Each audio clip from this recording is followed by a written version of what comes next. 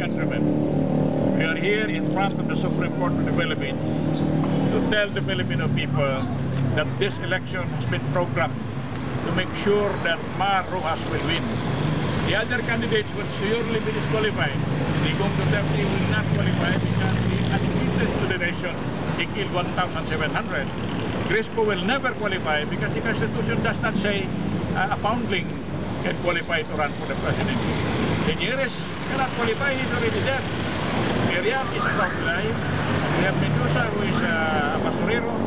All other candidates, including Jojo, will be disqualified or jailed, and the only person who will remain is Mar Rojas, the candidate of Noynoy. With respect to Grace Poe, I have one question to ask the Supreme Court. If Grace Poe does not know the citizenship of the mother, if Grace Poe does not know the citizenship of her father, I repeat, if Grace Poe does not know the citizenship of her mother, if Grace Poe does not know the citizenship of her father, how did the Supreme Court know what Grace Poe did not know? They turned a blind eye on the reality that Grace Poe is not a citizen, and they were blinded by the alleged bribery in terms of to the tune of 50,000 million each.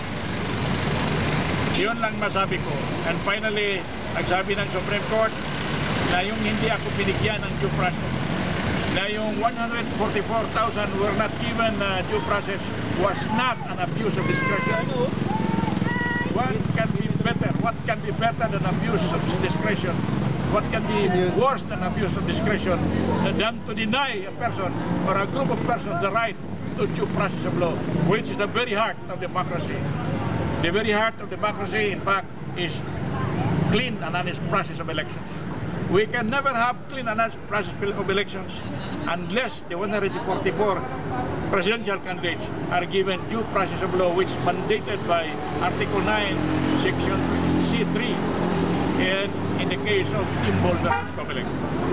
So my countrymen, there is no way these elections can push through legally. I demand that the Supreme Court stops the election.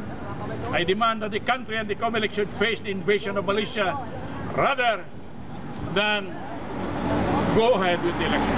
Stop national elections, face the Malaysian-China invasions. Thank you and good day. Buhay! Buhay! Tuloy na tayo. Bye, sir.